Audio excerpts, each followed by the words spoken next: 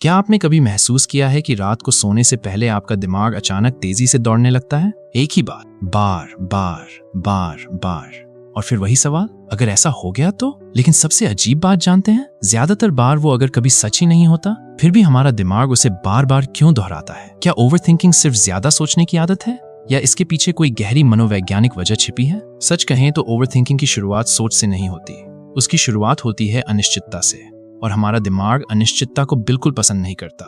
मान लीजिए आपने व्हाट्सएप पर किसी अपने को मैसेज भेजा, 2 नीले टिक आ गए, लेकिन जवाब नहीं आया। पहले 5 मिनट सब सामान्य लगता है, फिर दिमाग धीरे से पूछता है, शायद वो बिजी होगा। 10 मिनट बाद, या फिर मुझसे नाराज है। थोड़ी देर बाद, क्या मैंने कुछ गलत बोल दिया? और कुछ घंटों बाद आपका दिमाग पूरी कहानी लिख चुका होता है, बिना किसी नए सबूत के। दिलचस्प बात यह है कि इस पूरी कहानी का लेखक कोई और नहीं, आपका अपना दिमाग होता है। लेकिन सवाल यह है, वो ऐसा करता क्यों है? अगर उसे सच पता ही नहीं, तो वह कल्पना पर भरोसा क्यों करता है? यहीं से शुरू होती है ओवरथिंकिंग की असली जड़। हमारा दिमाग खाली जगहों को पसंद नहीं करता। जहां जानकारी अधूरी होती है, वहां वह अनुमान भर देता है, और अक्सर सबसे बुरा अनुमान। अब जरा सोचिए, अगर आपका दोस्त अगले दिन कहे, यार फोन साइलेंट पर था, तो क्या पिछली रात की सारी चिंता जरूरी थी? नहीं, लेकिन उस समय आपके दिमाग को वह चिंता बिल्कुल असली लग रही थी। यही ओवरथिंकिंग की पहली चाल है। वह कल्पना को हकीकत जैसा महसूस करा देती है। लेकिन कहानी अभी यहीं खत्म नहीं होती। असल कारण इससे भी ज्यादा पुराना है। हजारों साल पहले जब इंसान जंगलों में रहता था, उसे हर आवाज पर सतर्क रहना पड़ता था। झाड़ियों में हल्की सी सरसराहट सिर्फ हवा भी हो सकती थी, या कोई शिकारी भी। अगर उसने खतरे को नजरअंदाज किया तो उसकी जान जा सकती थी, लेकिन अगर उसने खतरे का अंदाजा लगा लिया और सावधान हो गया तो उसके बचने की संभावना बढ़ जाती थी। यानी हमारा दिमाग इस तरह विकसित हुआ कि वह पहले खतरा देखे, फिर आराम करे। समस्या यह है कि जंगल बदल चुका है, लेकिन दिमाग अब भी वही पुराना प्रोग्राम चला रहा है।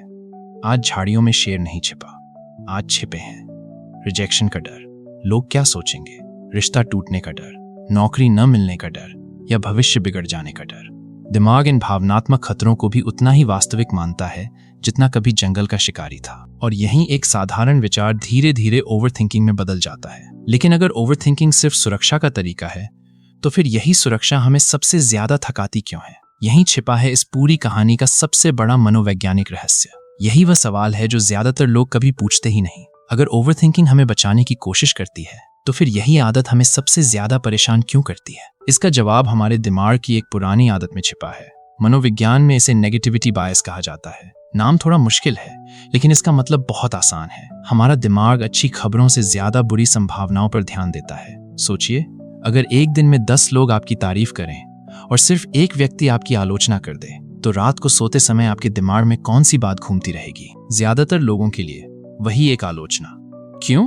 क्योंकि दिमाग मानता है कि तारीफ आपको खुश कर सकती है, लेकिन खतरे को नजरअंदाज करना आपको नुकसान पहुंचा सकता है। यही वजह है कि ओवरथिंकिंग हमेशा सबसे बुरे नतीजे की तरफ भागती है। लेकिन यहीं एक और जाल शुरू होता है। मान लीजिए आपने इंटरव्यू दिया, घर लौटते ही दिमाग बोलता है, शायद वो जवाब ठीक नहीं था, शायद इंटरव्यूअर को मैं पसंद नहीं आया।